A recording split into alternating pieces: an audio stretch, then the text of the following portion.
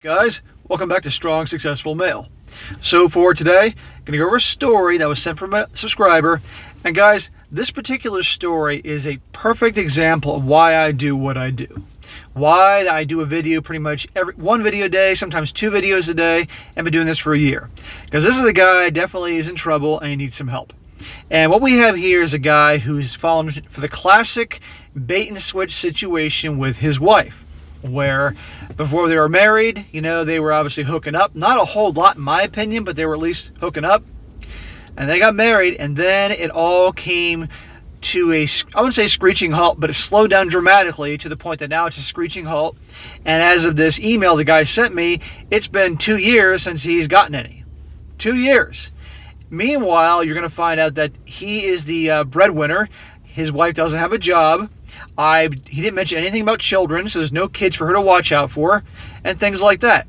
So I don't see how it all is a problem. There's not an issue with time constraints for taking care of her husband and all that. Meanwhile, this guy's obviously a good guy. He's taking care of the bills, and he's trying here, And he's also really on the point where he wants to know whether I should be cheating or getting a divorce and all that, So I'm going to go over this, guys, and this will definitely help some of you guys out that happen to be maybe in a situation like this, or that you don't get into a situation like this later on down the road if you do in fact decide to get married, okay? Because I know a lot of you guys watch me, and regardless of what I say, you're going to do it anyway, so I might as well give you some real life examples that can help you out is to prevent some of these bad situations from arising. So his email starts, "Hey there, I was wondering if you'd give me some advice on my situation. I'm a 38-year-old married male, and I work at home. My wife is 35 years old and doesn't work. We met online back in 2012 and got married in 2015. Before we got married, the sex was pretty consistent and we were having at least a few times a month." Few times a month. I want to know what the definition of a few is. Is that 3 or 4, 4 or 5, 5 or 6? To me, if you're still pretty early on in the relationship, there should be a lot more hooking up going on than that. But I guess compared to what it is now when there's zero action going on, to him that was not a bad deal. Who the hell knows? Well, in 2016, not even a year into the marriage, the sex started dwindling. Big surprise. Big surprise. Guys, one of the classic stereotypes of guys getting married is that the ring goes on her finger, they walk down the aisle, and all of a sudden she stops being the same person that she was. Now, don't get me wrong, guys are guilty of this type of crap too, okay? Guys that may have used to work out in the gym and do things and were interesting guys stop doing a lot of that stuff once they get a ring on their finger. Or they stop taking their lady out to eat or doing things because they figure, hey, I got a ring on her finger, I don't have to do anything now, I can just sit on the couch all weekend, watch sports and drink beer and eat pizza. And it happens, okay? So I'm gonna be fair there. But a lot of women, they stop being who they once were too. They stop taking care of themselves as much. They're there on the couch half the time in the sweatpants, and their hair's a big mess like the Bride of Frankenstein. If they used to work out at the gym, it becomes less. They stop being as sexy, stop being as fun. And of course, the stereotype of the hooking up definitely slows down dramatically or stops. Okay, I'm not saying everybody does this before, because somebody's always going to come on here and say, oh, that didn't happen to me. I'm not saying everybody, but it happens a lot in varying degrees. So understand that. So he got the bait and switch. I'm not surprised here. He says, at first we went 8 months without it, and then the next time it was 14 months. And the next time after that it was 18 months. Now we're coming up at almost 2 years since the last time we had sex, and I'm feeling very sexually frustrated. I can imagine, man. I feel like this guy must be like ready to explode, Damn. There have been many times during the past few years that I thought about just getting it from somewhere else, just to kind of tie me over until the next time we finally have sex, and hope she never finds out. But I've never worked up the courage to follow through with that. I don't want to cheat on my wife, but sometimes I feel like I have no choice, because I really don't want to go the rest of my life having sex only once every couple of years. My friend, unless you are writing to, I'm guessing this guy's an American, or at least from the West, but if I'm mistaken and this guy lives in a part of the world where he can't get divorced, or there's all these ramifications if he does, dude, you can end the marriage. If you're that unhappy, you're that unfulfilled, you can end the marriage. And let me tell you something. I totally get I've been thinking about wanting to cheat. And in many ways, no one could blame you given this story. But you go cheat, man, and she finds out, I guarantee you that she's going to make it even worse if you get a divorce. And everybody's going to know about this. Your family, her family, all your mutual friends. And you'll be the bad guy, even though, you were driven to this point. Now, when a woman completely loses all interest in sex, there's usually three things going on. It could be one of three different options, or some. Number one, she's completely lost all attraction for the guy. Whatever, either physically or something he's saying, he's doing, his vibe, no more attraction. Two, it's a possibility maybe she's just not into guys, but she got married to this guy because, that's obviously culture and religion and all that. Or three, I can't think of number three all of a sudden. I'm completely, my mind has gone blank. But there's a third reason I'll come back to in a moment. But the point is, there's going to be reasons behind it. Because generally women enjoy sex. But, so something's going, obviously the third one is she's getting someplace else. There's some other guy in the picture. Or girl. It's coming someplace else. Because if you guys were hooking up before, but it didn't sound like you were doing a whole lot of hooking up beforehand, in my opinion, but at least it was happening before. But something's definitely up. And it doesn't say anything here about her looking like she's gained a ton of weight or looking really bad looking girl or anything like that. So that's another factor there. He says, in 2019, I started looking up YouTube videos about how to deal with a sexless marriage. And I finally came across the MGTOW/Crimson Capsule philosophy. I'm speaking in code because God forbid I say we all know what I'm trying to say, get flagged. Which I completely embraced. Ever since then, I feel like my eyes have finally been opened to the truth about female nature, and I look at them a lot differently now. If I had $1 for every time I heard a guy say that, I could probably retire tomorrow. I'd keep doing videos, but I could retire.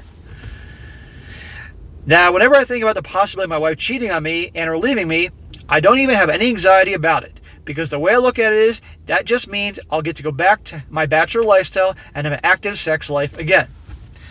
Dude, what you just said there pretty much sums up that you're done. You've checked out. The fact that basically he's saying that, hey, if she went out and cheated on me, I'd be happy because I have an excuse to end the marriage and go back to my carefree bachelor lifestyle. My friend, there's no reason you can't do that right now. You're unfulfilled. You're not happy. She doesn't work, I might add. Doesn't sound like you have any kids. What's stopping you?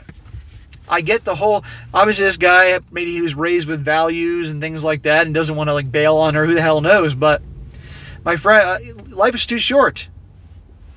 Okay, if you're this unhappy, you're 38 years old, I'm 43, I got a whole lot of living left. You're younger than me, you're still in your 30s.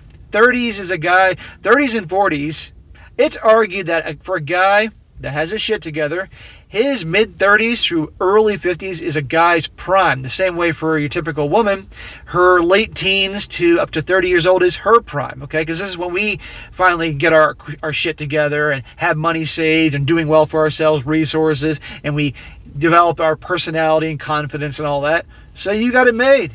There's nothing stopping you. He says, I just wish I would have learned about this knowledge a lot sooner in life because I know I definitely would have gotten married if I would have known what I know now. Now here I am, a closeted MGTOW, trapped in a sexless marriage.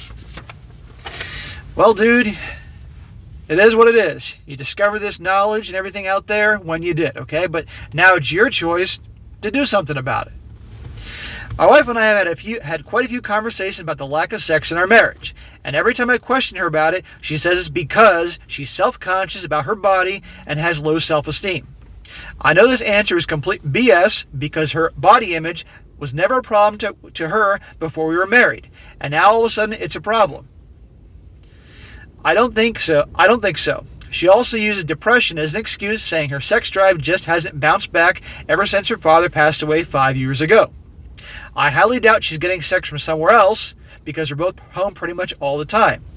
She'll usually hang out with one of her female friends maybe once a week, but that's about it. Other than that, she's usually just lounging around on the couch in her pajamas, watching YouTube videos on her laptop. Well, you can't rule out the possibility something could be going on because that one time a week that she's going out, That could be a possibility. Or she's there on her laptop appearing to be looking at YouTube videos, but she could be chit-chatting with somebody else. You just never know, okay? I mean, I'm not trying to plant these things in your head and make you feel bad or get worked up. I'm just saying that's a possibility. But again, the fact that she doesn't work, this guy makes all the money, there's no mention of children, there isn't any reason. If she has some emotional issues, let's just say for argument's sake there's a problem, there's no reason that she doesn't have the free time to get some counseling, get some care, because this is killing the marriage. And obviously he's bringing this up into conversation because it's a problem. It's not like this guy's keeping it all bottled up inside and not mentioning it, because I tell you guys, don't go pouring out your feelings and emotions and crying in front of women because it's going to turn them off. But let me make this clear. But you can communicate. Communication's key when there's a problem there, okay? You communicate like a man does, okay? And he's obviously doing that, but he's not getting anywhere. And again, it's not like from what he says, it doesn't sound like she's this deeply unattractive person. She doesn't sound like she's obese or hairy. Doesn't look like she's the love child of Jabba the Hutt and Chewbacca, okay? She sounds like she's a normal, decent-looking girl. So I don't see what the problem is. Anytime I do try to make a move on her in bed, she doesn't even acknowledge it. She's more interested in watching YouTube than having sex with me. I honestly believe she's either not attracted to me anymore, that's possible, or just doesn't care about sex in general. I've told a good friend of mine about this whole situation, and his advice is either cheat on your wife and make sure she doesn't find out, or get a divorce. Well, again, I wouldn't advise the cheating because that can come back to really bite you in the butt. The short-term pleasures you can get out of that, both physically and the attention you'll get and the emotional good feelings, that could be nothing compared to what could happen to you if you get caught, and the odds are you will. They can hammer you in the divorce. I'd recommend just simply ending the marriage. Another thing my wife has started doing, which she never used to do until a couple of years ago, is snap at me for petty little things that apparently piss her off. Usually when she does that, I don't even engage with her. I just simply walk away and focus on my hobbies, which she wallows in her self-pity. Eventually she comes around and apologizes, and everything's fine again. You know, good for you for not taking her crap. Good for you from just walking away. Now, never tolerate, if you didn't do anything wrong and she's just out of the blue snapping at you, which, by the way, given the fact that she has no job and you pay all the bills and you're not getting any, I don't see why she has any reason to snap at you, my friend, okay? Not at all. Okay? I mean, there could be other things going on here that I don't know about, but seriously. So if she, on the other hand, if you guys were hooking up and she had a job and you had kids and she was busy with the kids, here come the sirens again, that'd be a different ballgame if she got upset, but I don't see what the deal is here. It's ridiculous. Do you think I'm handling those situations the right way, or is there something I should change about that? Before I gained crimson capsule knowledge, I was the type of guy who would chase after my partner when they were mad and be like, honey, what's wrong? Tell me what's bothering you. What can I do to fix this? Nowadays, I don't do any of that shit. And I've completely stopped apologizing to my wife. I've also stopped the traditional nice guy crap, like buying flowers and gifts, giving compliments, and celebrating blue pill holidays like Valentine's Day. Well, let me stop you there. Guys, if you are in a serious exclusive relationship and you are married, you can occasionally, and I'm going to repeat this, occasionally do things like give some flowers or a gift on Valentine's Day or her birthday. There's nothing wrong with that. My issue is if you're doing it all the time, okay? And also bombarding with compliments, because if a guy bombards somebody with compliments, doesn't mean anything. Let me give you an example. Where I train in martial arts, I've had different instructors over the years, okay? And I've had certain instructors that are really, men and women, both really good guys and gals, and they would compliment when you're doing stuff and all that. And although you appreciate it, it's not the same as when the head guy who runs the place, is really bad dude, who's been doing martial arts for 40 years, when he gives you a compliment, because you got to earn that compliment, right? So when he does it, which could be a couple times in a year, you know you earned it. Okay, you really like, wow, I got a compliment from him, right? It means more. Now, you can be grateful in the school, like I mentioned, you can be grateful for the other ones giving the compliments, but it doesn't hold as much weight. And sometimes you got one that they're just doing it to be nice, right? Same thing goes with compliments to women. You bombard them with, they're going to question whether you actually mean it or you're just kissing their butt. You have the compliments sparingly, the gifts and all that sparingly, not too much. But if you don't do any of that stuff, they're going to think you don't care about them, and you're this emotionless zombie. So, I mean, it sounds like there were problems long before you gained this knowledge, but, just point that out to you guys in your relationships. My wife and I generally get along pretty well, really, but it's the lack of sex and her recent blow-ups that have become more frequent that are making me question if it's even worth it to keep trying with this marriage. Should I listen to my friend and get a divorce, or do you think there are any strategies I can use to get the sex back in our relationship? Thanks. All right, so I'll address both questions. The last one about, is there anything I think that he can do? Since this guy obviously has been trying to make it work and has been going through a lot, well, personally, I think this guy should walk away. But if he really wants to try some things just to say that he tried for his own, for what he wants for himself and whatever, I would try again to talk about these things and communicate with her in the most healthy manner possible that this is really hammering your marriage and you have needs, you're a man and all that. And if there's something going on emotionally, psychologically with her, that you want to help her get help. Okay, that's what, if you want to try to fix it, that's what I would do. And if she is reluctant to do anything, that talk about it, improve things, see a therapist, a counselor, whatever it happens to be with regards to her issue. Not marriage counseling. I'm talking about with her because she's got the issues.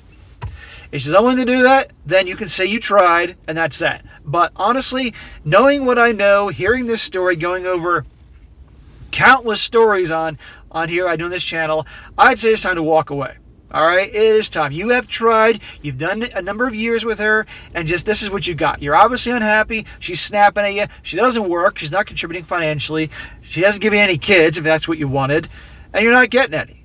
It's and you say you get along with her. You're basically roommates and friends when she's not snapping at you. That is not a romantic relationship. So what I would do, if you go down that route, I would research some attorneys in your area, divorce attorneys. And once you do that researching, obviously on your phone or laptop, delete your search history. You don't want her finding out. And set up some meetings with some of these guys to find out what your options are. Because depending on if you live in the United States, depending on what state you live in, could be a completely different ball game from one to the other. Find out your options. Find out what is going to happen, good, bad, or ugly, so you're mentally and emotionally prepared for it. And then you can figure it out. Then figure out your exit strategy. I mean, that's part of the exit strategy. A place where obviously you can live when you're separated and all that. Find out how much it's going to cost you to live on your own. Why, obviously, still because she doesn't work and you got to take care of her to pay for the bills in the current house or apartment that she's living at right now. You can find out all these things from your attorney to figure out, and then go from there. And if this means that you may have to sleep on your buddy's couch for a while, or back at your parents' house or something like that, in the short term, then you do it. Because this turmoil in the short term that you'll go through, and it will be hard. I'm not going to BS you on that. It's going to be hard. It's going to be a lot of roller coaster emotions, and you're going to have family and friends bugging you about it and all that stuff. Mark my words. Go through that in the short term, but so that in the long term you can start over and have a clean slate and be happy. And you'll gain all this knowledge because, again, you're in your late 30s. You got plenty of living left, man, okay? And you get out, join a gym. You'll feel better. Exercise, work out, take care of yourselves, get your body in shape, whatever. And then later on down the road, if you want to go back to being on your own, being a bachelor and having fun hooking up and all that stuff, you're in your prime. End of story, okay? But it's not over. But you're a master of your own destiny, so you got to take action, okay? So if you want to do those little things to try to see if it can work with her, okay, go right ahead. If that's what you got to do. But otherwise, time to go, okay? Life is too short. And I want you to remember all this crap the next time you get into a serious relationship and you start getting all goo-goo gaga over some girl thinking that it's going to be different next time. Really think about it and remember these things, especially if you think you want to try again and get married. Remember all this, what's been happening, and then remember all what you go through in the divorce. That'll make you think twice about it. But anyhow, you got to do what's best for you. So, all right, guys, that is it for today. Be sure to comment down below. Let me know what you think about this. Let this guy know in the comment section what you guys think. Let this guy know if any of you guys have been through something like this or just a divorce. Any suggestions, any tips. I guarantee he's going to read every single comment, so do this to help him out. Believe me, it will definitely help him. And it will help out any other guy that's in this situation or may be in this situation one day. And be sure to like the video, share with your friends, and subscribe. And I'll catch you next time.